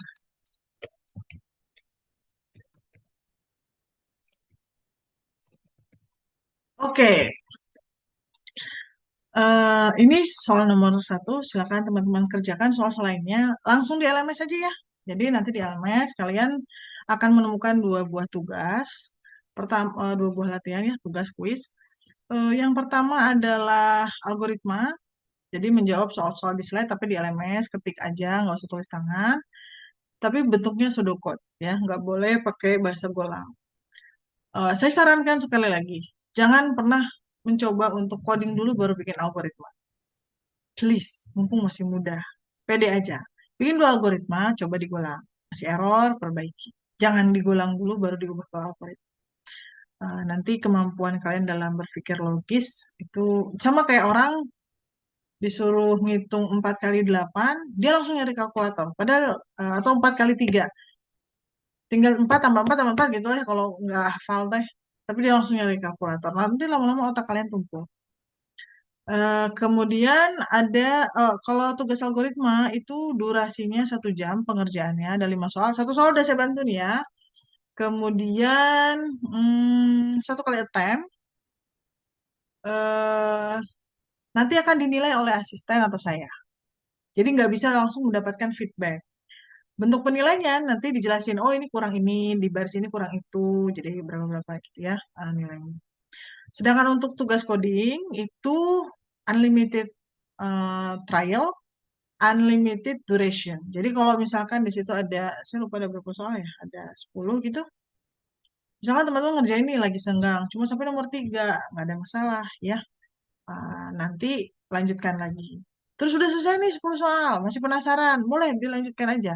Nilai terbesar yang akan diambil. Saya cuma mau reminder teman-teman, terlepas tugasnya begitu, tolong tujuan kita membuat tugas itu sebenarnya untuk membantu teman-teman latihan. Makanya poin nilainya nggak terlalu besar. Jadi nggak ada tekanan untuk harus selesai banget dengan sempurna sehingga menggunakan ChatGPT. Jangan ya. Mumpung nilainya seuprit, udah santai aja ngerjainnya.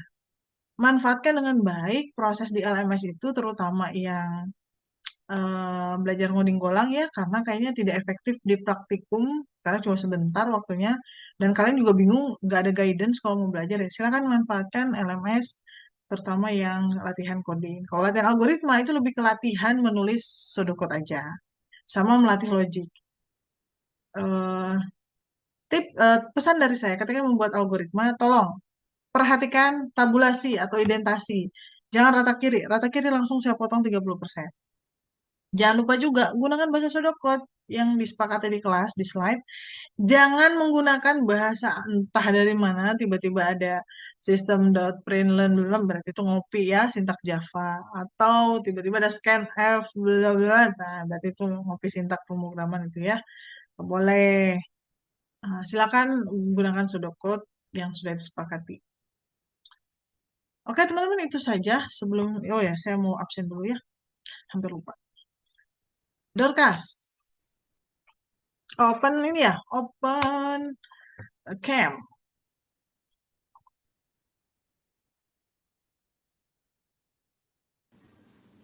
Halo Bu. Hai. Ada Lukas ya? Iya Bu, Oh, ada. ada. Siap. Zafir ada nih harusnya. Open kan? Open kan?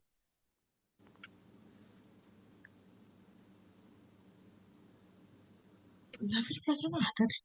Tadi yang ngomong sih. Oh, ada, Bu. Zafir. Oh, ada. Mana Open cam ya, Bu? kamu? Iya, open cam. Oke.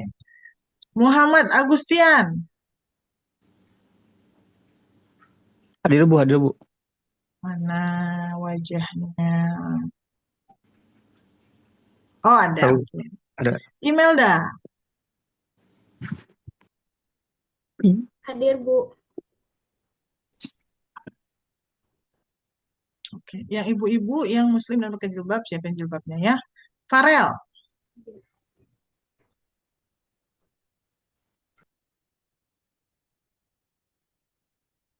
Gak ada. Muhammad Fadli. Saya minta dipanggil dulu, mau ada Oh, siang. Mas Fadli. Ini Ringo. Nggak tahu. Udah nggak blackout. Sudah nyala Bu. Mana? Habis gelap, terbitlah gelap. Oh, saya. Oh, ada. Oke, sip. Bagus Sudewo. Hadir Bu. Mana? Sebentar Bu.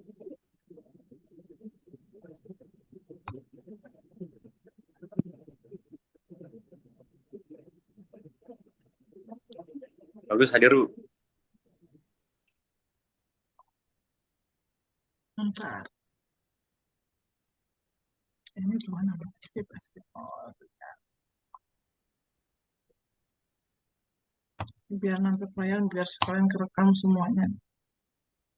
Mana caranya? Biar kelihatan semua. Oh, iya. Bagus. Mana bagus? Hadir Oh, Bu. ada. Siap. Muhammad Alvin. Hadir Bu. Mana? Oh, siap. Lutfi Ada. Nasrullah. Hadir Bu.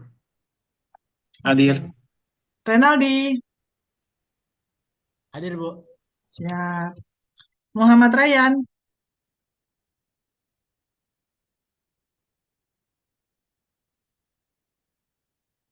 Oh, Joko. Oke, siap. Tapi open game dong. Mana Joko? Oke. Wih, Pak Joko ini. Mas Joko, nggak boleh ya. Kita harus bilang Mas. Siap, sudah. Siap, sudah di absen. Tadi Ryan udah belum ya? Ryan. Kayaknya nggak ada ya. Irgi.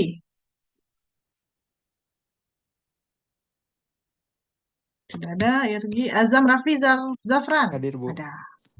Cika, mana Cika? Hadir Bu. Izin tidak bisa open kamera karena sedang rusak kameranya. Siap. Yuliana. Sudah ada. Diva Ayu. Oh, ada. Hadir Bu. Siap. Fajar. Mas Fajar. Hadir Bu. Oke, siap. Adit Dava. Hadir Bu. Mana? Bentar.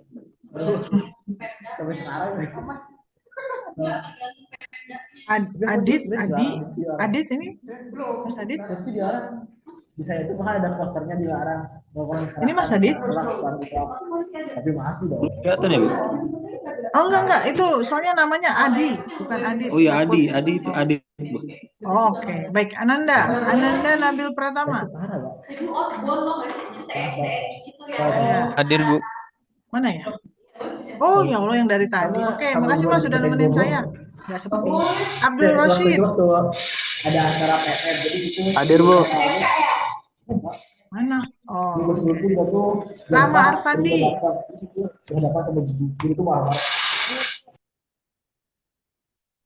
Rama Arfandi. Ada atau ada yang komen? Absen belum. Oh, udah. Rama Arfandi nggak ada. Muhammad Zaki Nur Hadi ada nih yang dari tadi open cam ya.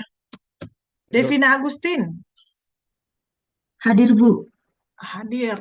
Oke, siap. Aurelia. Nggak ada. Oke, baik teman. Oh, ada. Hadir, Bu. Siap, siap, siap. Baik, terima kasih teman-teman atas waktunya. Semoga bermanfaat. Mohon maaf apabila banyak kekurangan. Assalamualaikum warahmatullahi wabarakatuh. Oh iya teman-teman, udah nggak ada Waalaikumsalam sinkronus ya. warahmatullahi. Selama bulan Ramadan kita akan asinkron. Ketemu lagi nanti abis liburan Lebaran. Insyaallah. Bu, mohon maaf. Ya, Nanti modul ini di-share di LMS nggak ya, Bu? Sama modul apa Mbak? modul yang PPT ini, Bu. Oh, udah ada kok di LMS. Udah Slide ada. di pekan kedua. Dan itu semua deadline-nya sama ya, Bu? 13 April kalau nggak salah. Betul, untuk sub CLO 2 itu, jadi materi 1, 2, materi pekan 1, pekan 2, pekan 3, pekan 4, deadline-nya semua di 13 April, karena memang sub CLO 1 ujiannya nanti di pekan itu. Jadi semuanya sama. Oke, baik, Bu. Terima kasih. Sama-sama. Yuliana Mutia hadir, Bu. Anda Sina. Oh, Yuliana. Oh ya, oke. Ini siapa yang ngomong? Lutfi ya? Ya, saya trust dulu aja ya ke Mas Lutfi. Izin saya tutup ya, teman-teman. Terima kasih. Assalamualaikum.